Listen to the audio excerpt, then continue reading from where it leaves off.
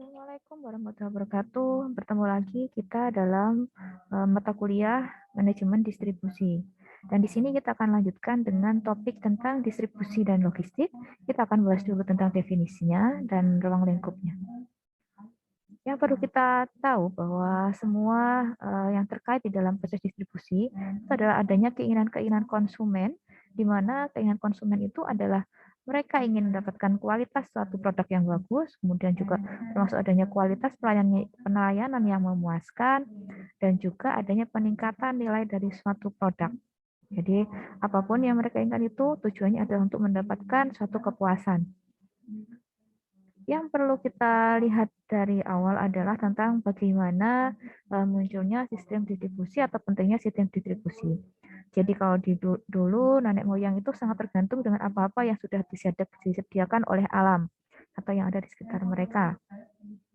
Kemudian kepemilikan barang dari milik kolektif itu berubah menjadi milik pribadi, dan setelah itu mulai adanya transaksi perdagangan.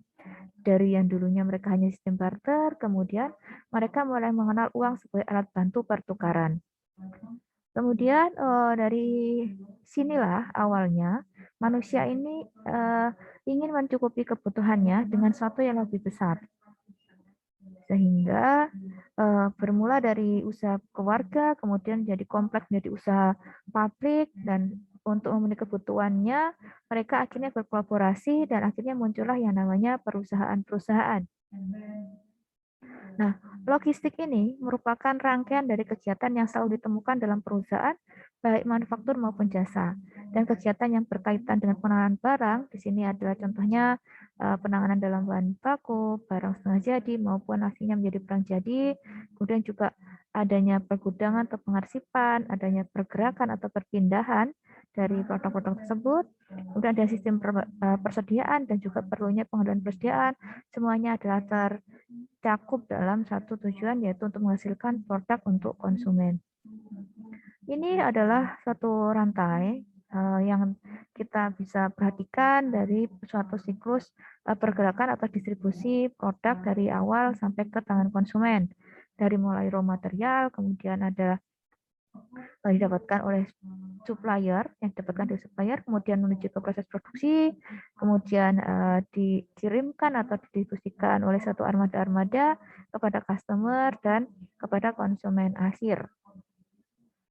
Tujuan dari logistik itu adalah mengantarkan barang dan jasa pada tempat yang tepat, kemudian juga mengantarkan barang dan jasa dengan waktu yang sesuai dengan kondisi yang diinginkan untuk memberikan nilai maksimal bagi perusahaan, dan juga bertanggung jawab untuk memastikan bahwa suatu produk yang tepat berada di tempat yang tepat dan pada waktu yang tepat dengan harga yang tepat. Kalau kita lihat dari pengertian logistik yang lain, di sini kita akan tahu nama-nama yang diberikan pada manajemen logistik. Ada banyak yang sering kita dengar atau yang terkait di sana, yaitu ada bisnis logistik, channel management, distribution, industrial logistik, kemudian manajemen material management, dan lain-lain. Nah, ini ada beberapa dari pengertian para pakar ya tentang logistik. Kemudian kita bisa melihat bahwa di dalam logistik itunya akan terkait dengan beberapa hal, ada storage, kemudian handling atau penanganan, ada purchasing, ada packaging, ada transport, ada processing. Dan semuanya ini adalah aktivitas-aktivitas yang nantinya akan mendukung keefektifan dari suatu proses yang ada dalam supply chain, dan mereka akan bekerja sama untuk bisa menghasilkan produk secara tepat dan cepat. Nah, komponen-komponen yang ada di dalam logistik itu adalah sourcing and procurement untuk dalam hal pengadaan barang, kemudian ada manufacturing untuk pengoperasian atau untuk produksinya, kemudian ada distribution, ada storage and warehousing, kemudian ada information system and management, dan customer service pastinya untuk pelayanan pada konsumen.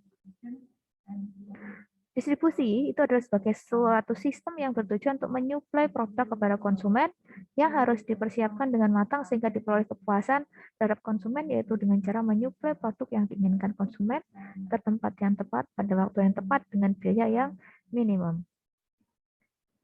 Tujuan utama dari manajemen distribusi itu adalah untuk mengurangi biaya suplai barang kepada konsumen serta menjaga atau meningkatkan pelayanan yang diberikan, juga mengorganisasikan staf menjadi tim yang terkoordinir, memberikan pelayanan pada fungsi pemasaran dan produksi dengan menangani dan mengirimkan produk secara efisien dan ekonomis. Ini adalah satu rantai siklus dari mulai supplier sampai kepada customer. Dari sistem logistik kita bisa melihat adanya satu awalan yaitu inbound logistik, kemudian ada material management dan sampai kepada physical distribution. Physical distribution inilah yang nantinya akan membawa barang-barang tersebut sampai kepada customer-nya. Ini adalah ruang lingkup manajemen logistik. Jadi ruang lingkupnya ada yang terkait di sini untuk physical supply itu ada transportation, inventory maintenance, ada order purchasing, ini adalah aktivitas-aktivitas yang meliputinya. Kemudian ada yang namanya physical distribution. Ini terkait apa? Terkait adanya hal-hal yang terkait langsung dari penyerahan barang-barang tersebut kepada konsumen. Kegiatan utama dalam proses pengaliran barang yaitu ada inbound logistik, yaitu proses membawa bahan baku atau komponen ke pusat transformasi untuk diubah menjadi produk jadi. Kemudian ada operation logistik, yaitu untuk mengubah bahan baku atau komponen menjadi produk jadi. Kemudian ada outbound logistik, adalah pengiriman barang menjadi ke pusat-pusat distribusi. Jadi ini adalah pengirimannya, di mana pengiriman itu bisa melalui armada langsung dimiliki perusahaan ataupun dari third party logistik. Kemudian logistik distribution itu adalah di pusat-pusat distribusi produk jadi disalurkan ke konsumen yang dituju secara langsung maupun melalui saluran distribusi yang tersedia. Kemudian ada proses marketing dan sales, itu adalah ketika produk tersebut akan diserahkan atau masuk kepada pasar supaya nantinya bisa dimiliki oleh konsumen. Dan juga ada customer service, yaitu pelayanan pada pelanggan. Di sini adalah ruang lingkup manajemen logistik, yang bisa digambarkan seperti ini. Ini adalah input into logistik, yaitu ada natural resource, kemudian ada human resource, ada financial resource, dan information resource.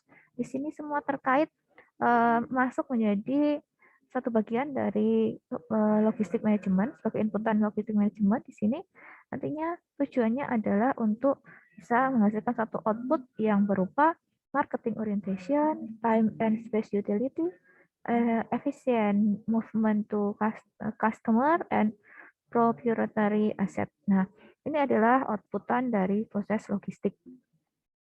Kemudian di dalam logistik activities ini juga ada banyak hal yang bisa terkait di sana, termasuk ada demand forecasting untuk peramalan permintaan selanjutnya, kemudian ada material handling pastinya untuk penanganan dari material sendiri, kemudian ada order processing, jadi bagaimana untuk memproses order yang masuk, dan ada part and service support, kemudian ada plan and warehousing, site selection, yaitu bagaimana menentukan pabrik atau gudang yang tepat, kemudian ada proses packaging, kemudian ada juga return goods handling, jadi bagaimana untuk proses pengembalian produk-produk yang tidak dipakai oleh konsumen lagi atau produk yang cacat, itu juga perlu untuk jadi perhatian. Kemudian ada juga traffic and transportation, itu adalah terkait dengan bagaimana sistem transportasi yang digunakan oleh perusahaan untuk mendistribusikan produk pada konsumen. Demikian untuk pertemuan kali ini. Terima kasih. Kita ketemu lagi untuk pertemuan mendatang.